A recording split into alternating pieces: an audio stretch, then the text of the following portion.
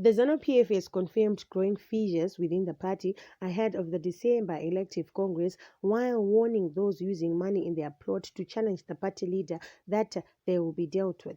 The party spokesperson Chris Muchangwa says Emerson Mnangagwa is the party's sole candidate for the 2023 elections, while warning any plotters that they will not succeed to topple the strong man.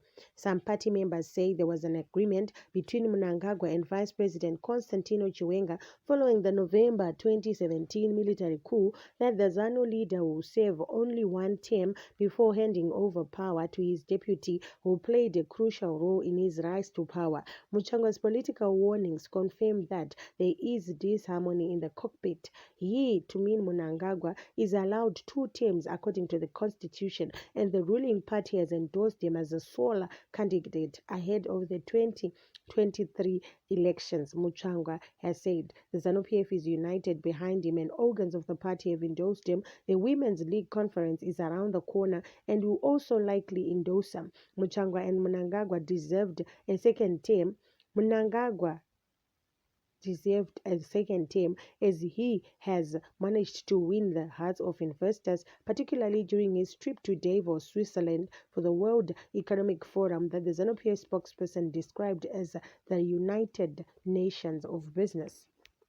Investors want certainty and he had this to offer in Davos, Muchangwa has said. Muchangwa accused speculators of working to effect regime change in Zimbabwe, but he immediately warned that their scheming will flop. Speculators are thinking they can succeed where the opposition failed, where the trade unions failed. The president has weathered the storm. The economy is good, and why only the currency?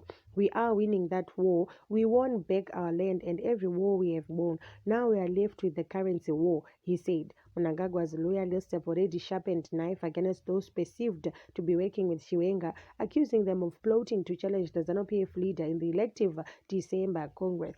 Chiwenga is accused by Mnangagwa loyalists of working with exiled former political commissar Xavier Kasukwere and other former party stalwarts to dislodge the strongmen ahead of the 2023 elections.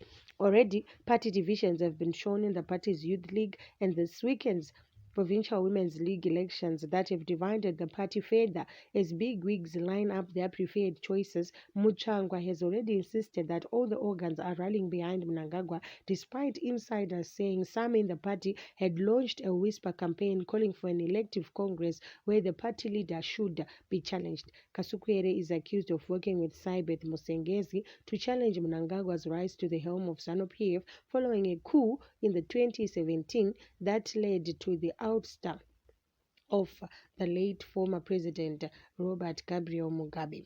Musengezi is now under siege after he was arrested last week before he was granted bail for allegedly using a fake home address upon joining the Zanu-PF. He said ever since his release he has been under the weather and has also been accosted by unknown assailants suspected to be state agents. They put me in jail, threatened, intimidated, inhumanly treated and harassed me and those close to me so as to break my spirit and force me into submission, but that's not going to happen, he said on microblogging site Twitter.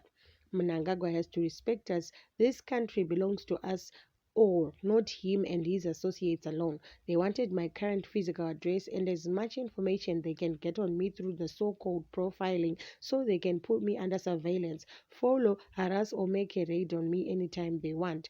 These are fears which were confirmed by Women's League boss Mabel Chinomona recently during a meeting at party headquarters that a faction and some individuals were using money to infiltrate structures for their own sinister agendas.